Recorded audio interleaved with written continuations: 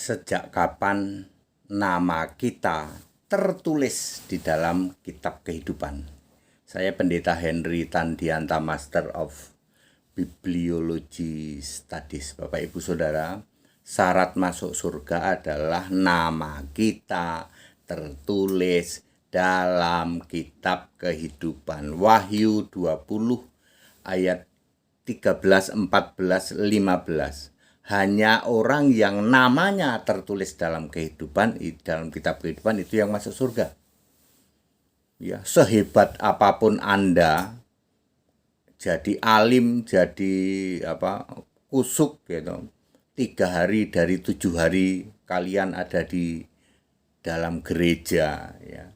Lalu ngakunya doa sembahyang sampai nungging-nungging sekalipun, ya. Kalau namamu tidak tertulis dalam kitab kehidupan, maka tidak bisa masuk di dalam kerajaan surga. Kitab kehidupan itu sudah ada sejak dunia dijadikan. Wahyu 13 ayat 8, Wahyu 17 ayat 8. Jadi sejak ada Adam, sejak ada Habel mati, itu sudah ada kitab kehidupan. Habel namanya tertulis dalam kitab kehidupan. Makanya Habel disebut orang benar, Matius 23 ayat 35. Nah, sekarang masalahnya kapan nama kita tertulis dalam kitab kehidupan? Karena kalau nggak tertulis ya percuma, nggak bisa masuk surga. Ya, ini jawaban Alkitab. Kita lihat di Perjanjian Baru saja. 1. Sejak dalam kandungan. Paulus itu sudah dipilih oleh Allah sejak dalam kandungan. Galatia 1 ayat 15. Dipilih sejak dalam kandungan jadi orang jahat dulu. Ya, tumbuh dewasa, anak-anak dewasa sampai jadi orang jahat dulu. Ya, menganiaya orang-orang jemaat Yesus, atau menganiaya orang-orang percaya sampai dia tobat itu umur kira-kira 27-28. Di dalam 1 Korintus 15 ayat 8, aku ini kayak orang lahir prematur sebelum waktunya, dilahirkan kembali sebelum waktunya, dibaptis oleh Ananias di dalam Kisah 9 ayat 18. Jadi saya ulang, seseorang bisa saja namanya sudah ditulis dalam kitab kehidupan pada waktu sejak dalam kandungan, ya. Di kitab Perjanjian Baru antara lain dialami oleh Paulus. Galatia 1 ayat 15. Karena Allah sudah memilih Paulus sejak dalam kandungan, jadi tidak mungkin Paulus itu mati kira-kira usia muda. Enggak, itu kan rancangan Allah harus digenapi, pasti digenapi. Jadi Paulus ini jadi jahat dulu, gitu.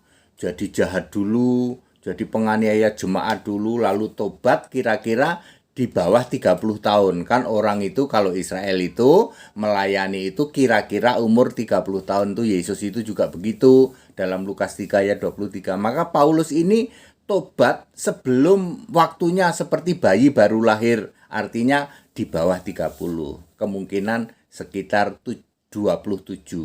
Karena habis tobat dia ke Damsyik dulu, nggak balik ke Yerusalem berapa tahun? 3 tahun. Galatia 1 ayat 17. Ya betul, Galatia 1 ayat 17. Jadi Paulus itu tobat di Kisah 9 ayat 15, 16, 17 sampai ayat 19 itu dibaptis oleh Ananias, ya. Kan dia memang ingin ke Damsyik toh, ya, ingin ke Damsyik. Dia 3 tahun dulu ke Damsyik, baru balik ke Yerusalem ketemu para teman-temannya, yaitu para rasul-rasul itu. Jadi diperkirakan Paulus itu tobatnya umur 27. Baru masuk ke Yerusalem umur 30 karena 3 tahun dia ada di Damsyik. Bagi orang Yahudi kalau mau jadi ngajar itu, jadi pengajar itu harus 30. Ya. Klop ya Pak? Ya oke, klop. Itu sejak dalam kandungan. Nih HTD nih, ya, saya itu tobat umur 16 tahun. Apakah dulu jadi jahat kayak Paulus? Ya, tapi tidak sampai menganiaya jemaat. Saya itu cuman suka ngelempar gentengnya orang Kristen, ya. Di kampung itu kan dulu masih gelap, belum ada listrik, anak-anak gitu ya. Kalau saya lewat di rumahnya orang Kristen itu, saya bilang begini, hei setan, ya, lalu saya lempar pakai kerikil, nggak terlalu gede batunya, ya, nggak terlalu gede ya, batunya. Terus saya suka cerita kepada anak-anak yang lain itu, orang Kristen itu keraknya neraka, gitu ya. Cuman sampai segitu jahatnya. Umur 16 tahun saya mendengar suara Yesus Allah, kamu ikut aku. Bedanya dengan Paulus, karena Paulus ini sampai menganiaya, makanya dia lihat sinar sampai buta dulu. Andaikan dulu saya menganiaya, ya mungkin saya buta juga.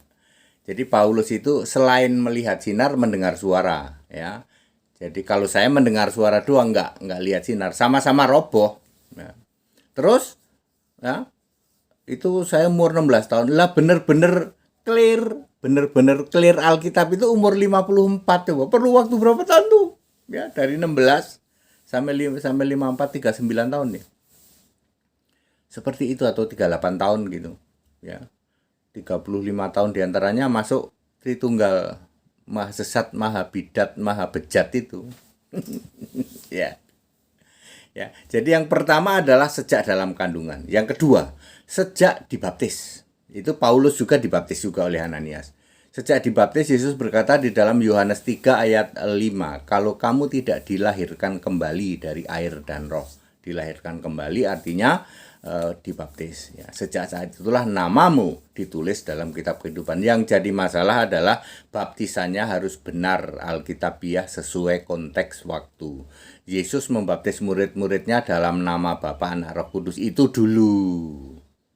Murid-murid membaptis murid-murid yang lain dalam nama Bapa, Anak, Roh Kudus itu dulu. Setelah Yesus, kemudian orang-orang seperti yang nikam lambung Yesus, seperti istrinya Pilatus, kemungkinan juga Pilatus juga, kemungkinan juga Herodes juga, itu dibaptis pada saat Yesus 40 hari menampakkan diri di dalam nama Bapa dan Anak dan Roh Kudus itu dulu. Setelah Yesus naik ke surga, rasul-rasul membaptis dengan benar alkitabiah dalam nama Yesus Kristus. Kisah 2:38, kisah 10:48. Jadi kalau Anda tidak dibaptis dengan benar alkitabiah sesuai konteks waktu, mohon maaf, nggak ada gunanya kalian dibaptis. Tidak laku baptisan itu. Baptisan percik yang dilakukan oleh gereja-gereja Tritunggal, kemudian baptisan berdiri, jongkok berdiri, atau baptisan apapun juga, yang salah baptisannya tidak laku. Oke, lalu yang ketiga adalah dalam keadaan tidak normal seperti yang dialami oleh penjahat yang di sebelah Yesus, nggak usah dibaptis, yang penting iman, percaya kepada Kristus ya. Di dalam 2 Timotius 2 Timotius 3 ayat 15 ya. Ya, 2 Timotius 3 ayat 15. Ya betul, jadi iman kepada Kristus itu yang menyelamatkan.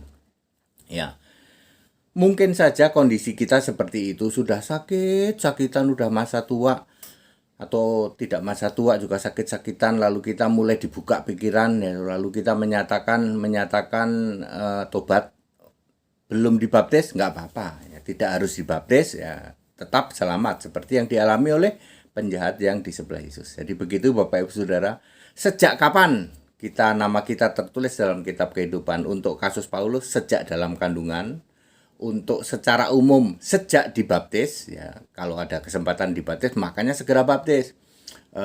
Kondisi ketiga adalah dalam keadaan khusus tidak normal, iman kepada Kristus. Makanya Bapak Ibu Saudara, ayo ikut baptisan, karena baptisan ini menentukan namamu tertulis dalam kitab kehidupan. Baptisan-baptisan yang dilakukan Tritunggal sama segitiga, mohon maaf, tidak laku. Anda nggak usah ngeyel, Anda nggak usah berdebat sama saya. Baptisanmu tidak laku. Ya, tidak laku baptisanmu. Baptis ulang. Ya, setiap hari Sabtu di Cibubur ya, atau di daerah-daerah dari Sabang sampai Merauke ada hamba-hamba Tuhan yang siap membaptis. Ini yang mau dibaptis ini dari Balikpapan. Ada yang mau membaptis dari Balikpapan ya. Silakan, yang di Balikpapan ada Pak Pendeta Don Bosco itu. Ya, dia siap membaptis Anda. Kemudian dari Kupang juga bisa ada itu. Kemudian yang lain juga ada ya. Merauke, dari Papua, ya. Ya, ada banyak hamba-hamba Tuhan yang siap membaptis dengan benar Alkitabiah supaya namamu tertulis dalam kitab kehidupan itu dalam keadaan normal, ya. Kalau Paulus dipilih sejak dalam kandungan, kalau orang yang penjahat itu ditulis dalam kitab kehidupan ya detik-detik terakhir mau mati dan tidak memakai dibaptis segala. Padat, singkat, dan clear, ya. Ayo segera ikut baptisan, ya, supaya namamu tertulis dalam kitab kehidupan. Ya, jangan mau dibohongi puluhan tahun. Baptisan yang tidak alkitabiah tidak laku. Baptisan yang dilakukan Tritunggal di luar sana, Bapa, Anak, Roh Kudus tidak laku. Ya, harus dibaptis sesuai konteks waktunya. Saya tidak pernah menolak bahwa dulu pernah ada baptisan Bapa, Anak, Roh Kudus. Kami ini paham, kalian tidak paham. Ya, kami ini paham. Yesus membaptis murid dalam Bapa, Anak, Roh Kudus. Murid membaptis murid, termasuk sampai Yesus menampakkan diri 40 hari. Semua baptisan dilakukan dalam nama Bapa, Anak, Roh Kudus. Yes, itu benar. Itu sudah berlalu. Kami paham konteks waktu baptisan. Ya, makanya baptisan yang masih Bapa, Anak, Roh Kudus, konteks waktunya sudah ketinggalan kereta. Ikutin rasul-rasul baptis dalam nama Yesus Kristus. Nggak usah diputer-puter, ya toh. Ya, dengan berbagai tafsir. Baptisanmu yang sekarang dilakukan secara percik dalam nama Bapa, Anak, Roh Kudus maupun selam, tapi dalam nama Bapa, dalam nama Yesus, tidak laku.